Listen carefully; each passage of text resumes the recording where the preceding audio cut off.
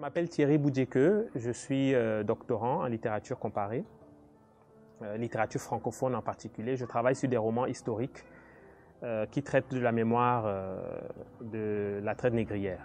Black Atlantics Revisited, c'est l'un des projets du pôle d'excellence Afrique multiple de l'Université de Bayreuth. Et dans le cadre de ce projet-là, nous questionnons les sites de mémoire. Les deux sites de mémoire que nous avons choisis dans ce projet sont l'île de Gorée et la ville historique, enfin la route de l'esclave dans la ville historique de Ouidah. Nous travaillons avec des acteurs sur les différents sites, que ce soit au Sénégal, nous travaillons avec l'université UCAD, et à Ouidah, nous travaillons avec l'organisation Afrique Décide. Et c'est dans ce cadre que Afrique Décide et nous avions mené pendant la période Covid des enquêtes à distance. Nous étions donc allés à la rencontre de certaines familles et il est sorti justement de là ce qui reste de la mémoire chez ces familles-là. Donc à la suite de ces enquêtes, il est désormais possible de voyager. Donc je suis venu à Ouidah pour approfondir un peu les entretiens, mais aussi rencontrer d'autres profils, d'autres garants de la mémoire à Ouidah. Et il s'agit donc d'un ensemble d'acteurs, au-delà des familles, ceux qui ont aussi cette mémoire et qui la construisent, qui la transmettent, c'est aussi les guides. Il y a aussi les artistes qui résident à Ouidah, qui sont nés à Ouidah.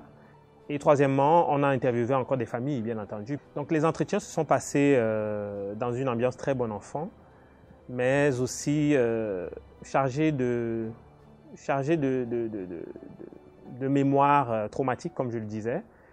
C'était des échanges très enrichissants qui ont permis aussi de faire ressortir un certain nombre de traces qui n'existent pas aussi bien dans l'imagerie de la mémoire de la traite que dans les anecdotes, les histoires qui sont racontées autour de la traite. Donc c'était des entretiens très enrichissants avec cette panoplie d'acteurs. Et nous espérons que voilà, ça va permettre non seulement de rendre la ville de Ouidah et ses différents acteurs plus visibles, que ça va engendrer autant de recherches que possible afin que la mémoire de la traite que nous avons ici à Ouidah puisse être mise en avant. Les petites remarques que je peux faire pendant les entretiens, c'est le fait que ça reste un entretien exploratoire. En tant qu'étranger qui arrive à Ouidah et qui doit interviewer des gens pour la première fois, il y a des éléments qui ont été mis en avant.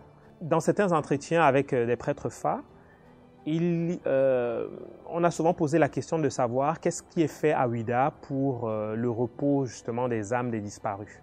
Et à ce titre, après un entretien comme celui-là, il serait plus intéressant de venir pendant ces cérémonies rituelles et voir comment est-ce que ça se passe effectivement.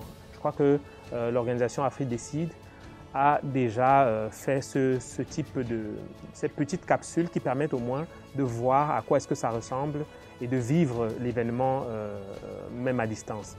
Mais je pense qu'une enquête serait une enquête d'immersion dans ces cérémonies-là pour voir et toucher du doigt effectivement ce qui est fait en termes de prière, en termes de rituels autour justement de la mémoire de la traite afin d'apaiser la mémoire des disparus. Ça participe, ces événements-là, ces rituels, etc., participent justement du discours sur la traite négrière dans la ville de Ouidah qui, ma foi, doit être mise en avant au même titre que la route de l'esclave. Vous savez, lorsqu'on travaille avec des familles qui ont cette mémoire traumatique en partage, il n'est pas toujours facile de venir comme ça et de faire des entretiens. Donc Afrique Décide à travailler à les préparer pendant tous ces mois.